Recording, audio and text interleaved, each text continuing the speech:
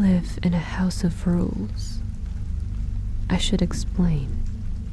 I moved here 3 months ago, flat number 27.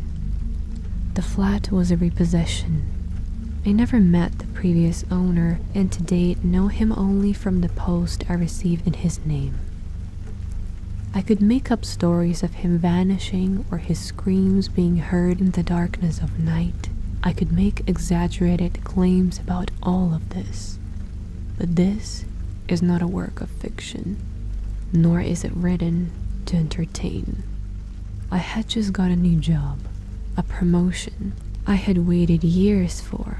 This was meant to be the next step to greater things, but I needed to move quickly to save on the long drive each day. When I found this place, I was overjoyed. It was well located, within my price range, and, apart from being extremely run down and dirty, had so much potential. It's a duplex apartment, with a guest room and a spare bathroom on the ground floor and a dressing room, and several storage rooms on the top floor. The purchase was a complicated one, due in part to poor record keeping and loss of deeds and plans of the house. What should have taken a month from start to finish took 4 times as long.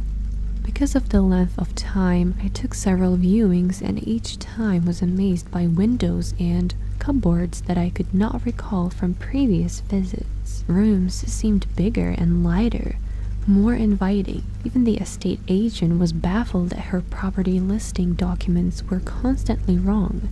The neighbors in the block of flats are a strange lot. They don't talk. They keep to routes you can set a clock by. When I first moved in, I tried to invite them to a housewarming, so desperate I was to meet new people. Not one of them came. They get in at the same time every day and never leave the house. I never hear them moving around at night. One of them, a nervous man from upstairs who constantly fidgets and glances around, apologized afterward. He explained his lack of attendance was simply that he wasn't allowed to. At the time, I presumed he meant his wife, but now I'm not so certain, as he was the only one I had got to know since the move. I did my best to become friendly, and even felt like I was making headway. That I made the mistake about asking about the previous owner, to which he made an awkward and short response before making his excuses. I have not seen or heard from him since. The rules, as I come to understand them, become apparent over time. The first was sleeping only in my bedroom. I only slept once in the lounge, on purpose, dozing on the sofa, until I woke up to my arm trapped between the sofa and the wall. A wall that was several feet away from the sofa when I closed my eyes a few hours earlier. I was overcome with a feeling, a very familiar feeling, that I was somewhere I shouldn't be. This feeling wouldn't leave me until I hurriedly stumbled up to my bed, where I only felt truly safe when I hid under the blankets like a scared child. I only fell asleep once more time in the lounge after that, by accident. I was awoken once again with a feeling that I should leave, that it would be unsafe to stay, that I should not be there. This time, however, a sweater I had left across the room on radiator was tied around my neck and pulled tightly enough to leave a striking mark on my throat. The rule of sleeping only in my bedroom stands alongside others, countless others. I learned that I should clean up my dishes immediately when I stepped out of the kitchen after disposing my plate and sat down on a safety pin that was jutting out of the back seat of the sofa. I learned to not take too long showers when the water suddenly turned scaling hot and remained so no matter how much I desperately tried to turn it off, and then was inexplicably normal temperature when I tried it moments after. I learned that I must hoover and keep the place tidy, that I must not waste electricity, and that no matter what noises I hear at night, I should never, ever explore. Another rule is guests are not welcome. The last time I had a guest, it was a friend who invited themselves, despite my concerns that I could not air down from the weekend by making arguments to come and see me, until I relented. How could I not? I spent the entire time terrified for their safety and pretty much drove them away with my strange behavior accordingly. But there were no events. Such things made me bold and I began to relax. I stayed awake until late, played music at night, and did whatever I wanted, even going so far as feeling like I had through as the house remained meekly quiet. It was almost immediately after they left that I first noticed the headache and nausea, which got worse and worse as the gas leak continued. I only just made it out before I succumbed. I have so many things I could tell you. Example after example. I don't know where to begin. I need you to look past your skepticism and see that this is real, that this is more than coincidence. This is more than just child's play haunting. I am not being haunted. I am being ruled. The rules are only a part of it. They are the part I play. The rest is done without me. And not only that, but done around me. The walls shift, doors open some days, but won't the next. The number of windows in my bedroom increased one by one over consecutive nights, and then there was only one again. There is a cupboard at the top of my stairs that changes in size quite regularly.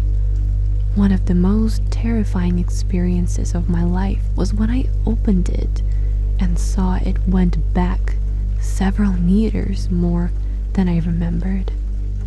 When I walked in, somehow the door shut behind me and I groped in the dark, silently reaching out for a wall I knew must be there. Yet my fingers touched only air. I do not know how long I fumbled in the dark, but it was only as my panic attack rose that my shaking fingers found the wooden door. Have you ever woken up in a room with a chair sitting at the end of your bed? A chair that came from the dining room.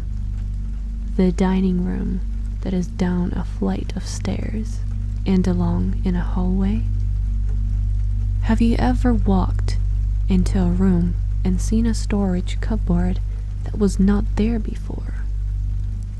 Have you observed more stairs on a staircase as you go down them than there was when you went up? Have you ever entered a room looking for something, and then when you gave up and left, realized an hour and a half passed? I have lived all these things, and I, a better, more scientific man, I would have kept a running log of all of it. I would have found proof I need to show the world I'm not crazy, that this is real, that this is a nightmare I am living. 5 hours have passed since I sat down to write this, and when once I hoped to prepare some lunch and hope there are no drawing pins in my bread like last week when I realized I hadn't hovered. Instead, it is getting dark. I now live a life of routine just like my neighbors. I just turned off the music. No loud noises after dark is one of the rules. It is one I hate the most. Lights left on in the rooms that are empty or too many in one room are prone to fusing or even shattering without warning. So I currently only have the glare of the screen, the television, and a lamp. Soon I shall be going to bed. The doors that shut behind me as I head up to bed lock behind me, and I will wake up in a room with windows wherever they please, and doors that may or may not open to cupboards that can be as small as big as each variation allows. The television in the room I am in has a satellite connection, and with it countless channels. Right now, all are a fuzz of static, except for National Geographic. So I am forced to listen to a documentary on carnivorous plants as I type. I try not to dwell on the exhaustion of a beetle on the screen as it tries to vain to escape from the prison that will soon digest it. The remote does not appear to work. It took my pulling the plug from the socket to turn it off just a moment ago. And even that I was loath to do so, for the fear that it might stay on never left me. And I knew that if those images had continued when the plug was removed, I wouldn't have screamed myself into madness. I could push the neighbors to talk more. I could rebel against the rules. I could start a fire and torch the whole building. But truly, I just want to get by. I get the feeling that up until now, I have simply been coached, like a dog, to do what is required of me. I feel like the punishment could get a lot worse. The occasional demonstration of strength, the enforcement of the rules, and the occasional mild punishment when I transgress. Like one taps the nose of a dog when it misbehaves. That is what I hope for if I can behave. Stepping out of line only causes me harm. It is only out of fear and reference to my own human dignity that I do not explain here what happens when the house feels it really needs to punish. Needless to say, the scar will be with me for the rest of my life. Which brings me as to here. I cannot go on. I took the decision to write this with the remaining fight I still have in me, to at least ask for help. I cannot do it over the phone. I cannot write a letter. My only hope is to write it into a story, conspicuous and without the details that might draw attention to the content. All I can hope is for that someone sees enough to spot my cry for help, that they find a way to contact me where I can get the lifeline I need to escape. I fear for my safety, for my punishment for breaking the rules. I am surprised that it is being allowed to get even this far. In over 1,000 words I have written, there hasn't been a power cut or computer error that has lost everything. Perhaps there's still hope, but the truth is, I'm scared. Scared of what touched my face in my sleep the night before last after I accidentally left a tap running, clutching firmly the bruises on my cheek that still remain.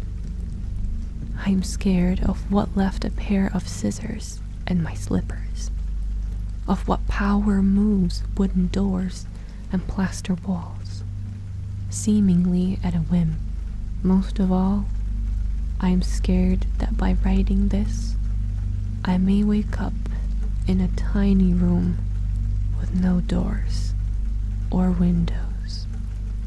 A room that grows smaller every time I blink.